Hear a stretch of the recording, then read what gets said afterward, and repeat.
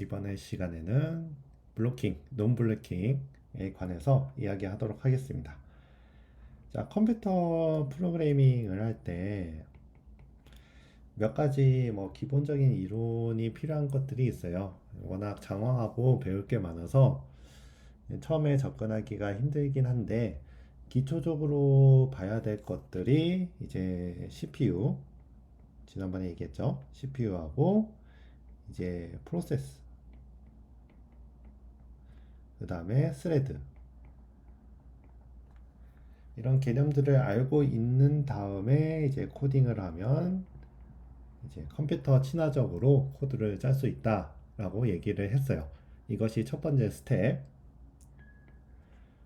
그리고 두 번째 스텝이 이제 저희가 배워야 할 이제 스레드를 돌리기 위한 스위치 컨텍스트. 이것도 배웠죠? 스위치 컨텍스트. 그리고 이번에 세 번째로 배울 이제 블로킹 하고 논 블로킹, 여기다가 비동기까지, 이렇게 비동기까지 배우면 됩니다. 이거 세 가지를 알고 있으면 알고리즘이나 코딩하는데 좀 더 도움이 될 거라고 보시면 될 것 같고, 그 외에 스트럭처는 그냥 기초 이론으로 그냥 평범하게 이제 일을 하시다가 이제 공부하셔도 무방한 내용들이에요. 물론科目과 들어가서 기초 이론을 배운 다음에 코딩을 하는 게 가장 정석이긴 하지만 워낙 하드웨어나 소프트웨어의 아키텍처는 변화하고 새로운 걸 업그레이드 하니까 늘 배우면서 공부한다, 이렇게 보시면 될 것 같습니다. 자, 블로킹. 자, 블로킹 말 그대로 블록이라고 보시면 돼요. 블록이라고 보면 되는데, 딱 봐도 이제 블록이라는 것은 중간에 막는다라는 개념이라고 보셔도 되겠죠. 되겠 거고, 보통 기본적으로 배웠을 때 이제 함수, 메서드나 함수 1이 있으면 함수 1을 이렇게 쭉 이제 시계열로 이렇게 실행을 하는데, 이제 함수 2를 이제 호출을 해야 돼요. 호출을 해야 되는데, 왜냐하면 함수 1이 뭔가 작업을 할 때 함수 2가 이제 필요하거나 의존적이라면 이제 서로 이제 연동해서 동작을 해야 되죠. 그럴 때 이제 제어권이라고 있는데, 제어권. 이 제어권이 뭐냐면, 여러분들이 자바나 고랭이나 아니면 여타 다른 언어를 할 때 실행하는 이 순서 한 단계 한 단계를 이제 코드로 제어를 한다. 제어권이라고 보시면 되고, 스프링에서는 이제 제어권을 이제 스프링부트한테 어, 권한을 줘서 이제 작업한다. IOC 개념도 여기에 다 들어가 있습니다. 이런 거는 다른 저기 프레임워크 이야기고, 이제 제어권을 이제 함수 1이 갔다가 이제 함수 2를 호출을 해야 돼요. 함수 2의 코드를 실행해야 되는데, 이 제어권을 이제 함수 2한테 전달을 하게 돼요. 전달을 이렇게 하게 됩니다. 그러면 이제 함수2는 이제 제어권을 갖게 되죠. 그래서 코드를 이렇게 실행하다가 이것을 다시 되돌려 주거나 작업 종료해서 이게 그냥 끝내버리거나 여러 가지 경우가 있는데, 중요한 거는 이 제어권을 이르는 시점, 잃고 여기 공백이 있겠죠. 이제 공백 시점을 어떻게 프로그래밍을 하느냐, 이것이 가장 중요한 관건입니다. 그래서 블로킹이라는 개념이 화두가 되는 거예요. 이런 제어권을 전달하고 돌려받거나 종료하는 이런 블로킹 시스템에 대해서 이제 본격적으로 이야기하도록 하겠습니다. 좀 로우 레벨로 이제 커널에 대해서 조금 얘기하도록 할게요. 커널. 보통 시스템 개발자가 아니면 커널을 다루진 않는데 뭐 안드로이드 앱 개발자도 커널 개발을 하긴 하죠. 그래서 앱 개발자 아니면 보통 접근하지 않는 내용입니다. 근데 컴퓨터에 대해서 조금 이해하고 이제 코딩을 하게 되면 재밌어요. 얘가 개발 자체도 재밌고 이제 뭔가 내 파트너를 이해한다는 개념이 생각이 들어서 좀 친화적으로 개발할 수 있다 이렇게 보시면 되고 그런 가운데 OS에 대해서 점층적으로 접근하는 것이 커널이다 이렇게 보시면 돼요. 응용 프로그램하고 OS에 더 접근하는 이 영역이 커널이라고 보시면 됩니다. 자, 커널은 이거고 왜 블로킹이 이제 나왔느냐? 그것도 얘기를 해야 되죠. 뭐 자바나 뭐 C나 뭐 C++이나 고랭이나 코드를 개발하게 돼요. 코드를 개발하는데 코드에서 이제 쭈루룩 이렇게 실행하고 끝나면 좋겠죠. 좋은데 그러질 않습니다. 왜냐하면 컴퓨터는 단순하게 CPU만 있는 것이 아니라 마우스, 키보드 이런 스트림 데이터를 전달받기도 하고 버퍼도 있기도 하고 그리고 가장 중요한 이제 하드 디스크 뭐 요즘 하드 디스크 뭐 SSD 뭐 메모리 M2 이런 기록 시스템들이 있어요. 이거는 CPU가 아니라 다른 이제 하드웨어죠. 이 하드웨어라는 것은 서로 읽고 쓰고 쓰고 읽고 이런 관계가 되어 있습니다. 이런 관계가 되어 있기 때문에 코드 내에서만 동작하는 게 아니라 외부에 있는 그 외부에 있는 도구하고 서로 연동하게 돼요. 이것도 있고 이제 또 네트워크 통신도 있겠죠. 네트워크 통신도 있을 테고 뭐 그 외에도 여러 가지 도구들하고 연동을 해야 돼요. 뭐 자바라고 하면 자르 파일 이런 것도 있고 있기 때문에 이런 것을 어떻게 연동을 해서 레이턴시도 발생하지 않고 속도도 빠르게 통신할 수 있을까? 이것이 지금 현 시점에서 음, 응용 프로그래밍 혹은 웹 프로그래밍의 가장 큰 이슈입니다. 이슈이고 물론 이제 좀 더 미래가 되면 또 다른 얘기가 되겠지만 이슈이기 때문에 이 알고리즘이 중요한 이유가 바로 여기인 것입니다. 보통 이제 프로그래밍 코드를 작성할 때 커널을 통해서 이제 OS한테 허락을 구해요. 커널한테 나는 너가 관리하고 있는 그 운영체제가 관리하고 있는 이제 하드디스크를 이제 좀 사용하겠다 이렇게 허락을 구하는데 이 구하는 코드가 보통 시스콜이에요. 시스템 콜인데 리눅스에서 시스템 콜인데 이 허락을 구할 때 이게 내 코드가 잠시 멈춰요. 이 형상을 이제 블로킹이라고 얘기를 해요. 보통 블로킹이라고 얘기를 하고 이제 허락을 구한 다음에 허락을 구한 내용을 토대로 이제 코드를 동작을 하겠죠. 그동안 잠시 대기를 하고 있는 거고요. 이것이 기본적인 OS 관점에서 블로킹입니다. 그리고 논 블로킹 같은 경우에는 조금 변형이 되어 있어요. 어떤 변형이 되어 있냐면 뭐 컴퓨터를 만드신 분들이 다들 고민을 했겠죠. 이제 허락을 구하는 동안 이제 멈춰야 되고 코드를 어떻게 짜야 되고 이런 고충이 있는데 이제 변칙적으로 만들어 놨어요. 이제 허락을 이제 구하는 동안 이제 커널에서 이제 작업을 미리 해두는 거죠. 미리 해둬서 뭐 큐나 아니면 버퍼에서 이거 작업을 다 해놔요. 이 허락을 구한 것이나 아니면 코드나 아니면 어떤 시스템 제어권을 여기서 다 이제 저장을 하는 거죠. 저장을 해서 시스템 콜로 이제 허락을 구하는 동시에 이제 작업이 실행이 돼서 이제 바로 이 허락을 구한 뭐 읽기 쓰기 스트리밍 모든 시스템의 그 작업 내용이 결과가 나오는 거죠. 결과가 나오면서 이제 대기 시간이 엄청 짧아집니다. 허락을 구하는 동안 다른 함수를 호출하고 이런 작업 자체가 상당히 줄어들어서 이제 논블로킹을 동작을 하게 되죠. 다만 이제 논블로킹의 단점이 있죠. 모든 것이 다 장단점이 있어요.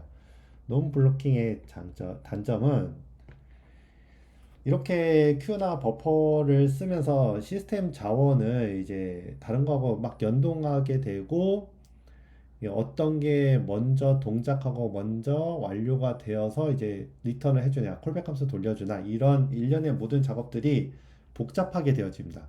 복잡하게 되어서 내가 만약에 아키텍처를 만드는데 순서대로 딱 1번, 2번, 3번 이렇게 동작하게 하고 싶다라고 하면 보통 블로킹으로 해서 딱딱딱 맞게 만들어 주겠죠.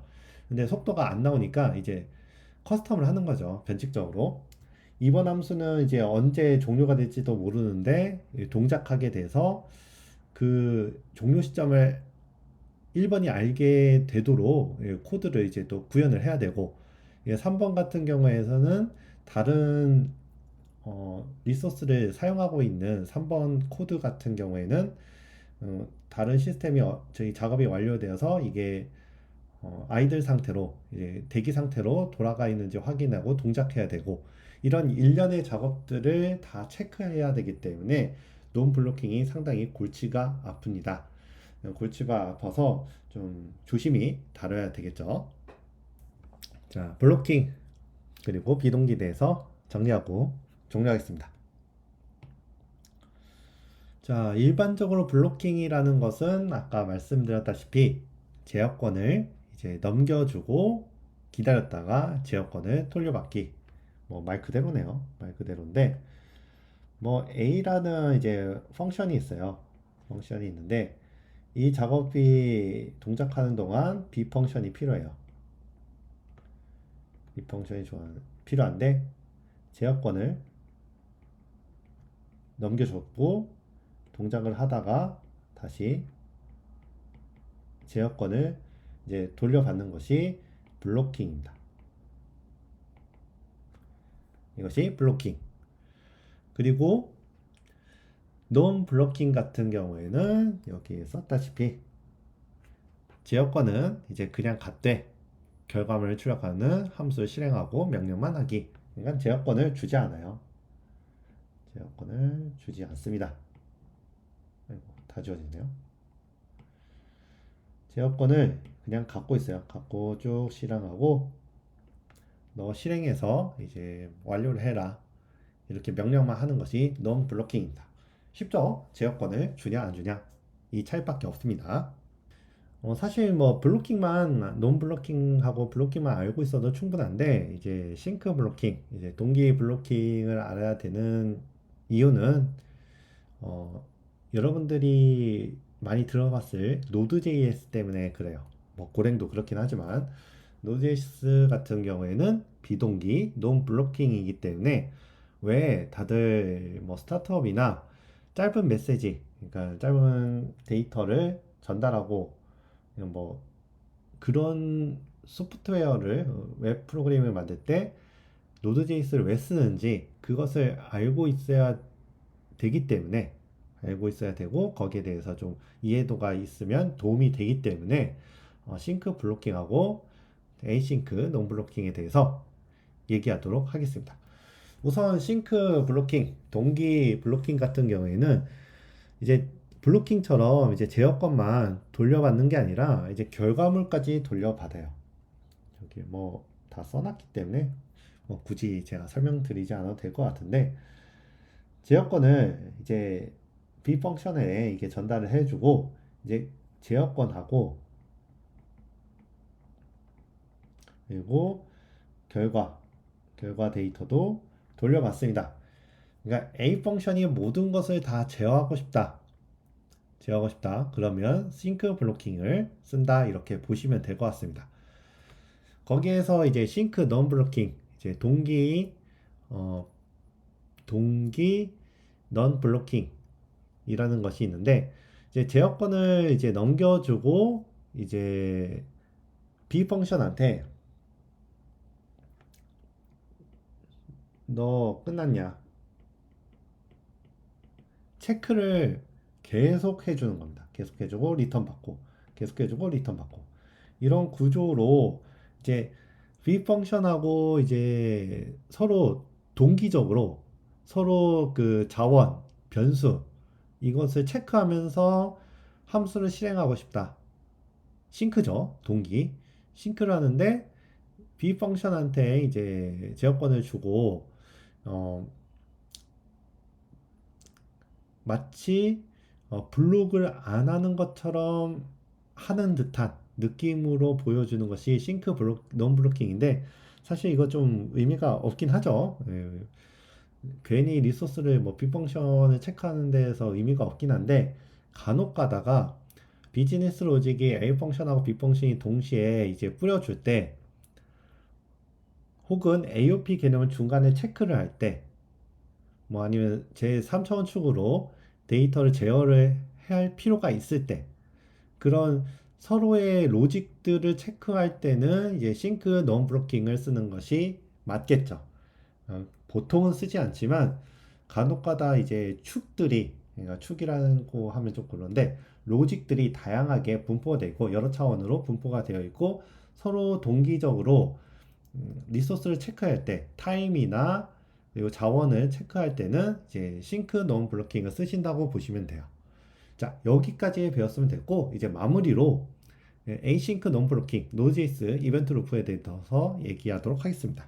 앞서 여기 얘기했던 이 non blocking하고 같은 개념이에요, 사실. non blocking 자체가 이제 제어권은 이제 내가 이게 메인이 갖고 있고 다른 함수가 이제 결과물 출력하도록 이제 던져주는 거죠. 여기에 보이는 async non blocking이나 위에 있는 내용은 같아요. 같고 여기에서 이제 Node.js 이벤트 루프가 있기 때문에 저희가 예전에 배웠던 콜백 함수도 이제 비펑션이 모든 것을 제어한다. 이렇게 얘기를 드리려고 일부러 Node.js 이벤트 루프, async non blocking까지 얘기를 드렸어요. 실적으로 non blocking 위에 설명한 거 그대로입니다. 자, 여기까지가 이제 블로킹, 비동기 관한 얘기인데 여기서 여러분들이 꼭 기억해야 될 몇 가지만 좀 짚고 마무리하도록 하겠습니다. 첫 번째로 이제 커널이라는 것과 함께 이제 블로킹이 왜 존재하는지 아까쯤에 얘기했던 CPU 코드들이 다른 뭐 하드디스크, 뭐 네트워크, 여러 가지 스트리밍, 버퍼나 뭐 데이터를 주고 받을 때 메인 함수 아닌 다른 함수를 실행시켜서 이제 동작을 해야 될 때, 혹은 OS한테 허락을 구할 때, 이런 것이 필요할 때 이제 함수가 잠시 중단돼서 동작한다. 이런 개념들이 이제 블로킹 커널이라는 것을 필요하다. 개념들이 필요하다는 것이 첫 번째. 첫 번째요. 그리고 두 번째 같은 경우에는 블로킹에 대한 이제 개념이에요. 아까 얘기했던 A 펑션, B 펑션 제어권을 A 펑션이 갖고 있느냐, 아니 B 펑션에 이제 전달해서 리턴을 받느냐, 이 블로킹, non 블로킹에 대해서 이해도를 이제 알고리즘을 이해하는 것이 두 번째. 마지막 세 번째 같은 경우에 async죠, 싱크, async. 이거 같은 경우에는 A 펑션하고 B 펑션이 이제 서로 로직이나 데이터가 일괄적으로 이제 동작을 하도록 서로 주고받는 거, 동기화시키는 것, 이것이 동기하고 비동기라는 것을 이제 알아야 되는 세 번째 내용입니다. 이 세 가지만 이제 이해하시면 앞서 말했던 이제 스테이트 프로세스 이런 개념들까지 엮어서 한다고 하면 이제 코딩할 때 이제 불편함 없이 이제 개념적으로 불편함 없이 컴퓨터에 대해서 친숙하게 이해하고 코드를 작성하실 수 있을 것 같습니다. 이상입니다.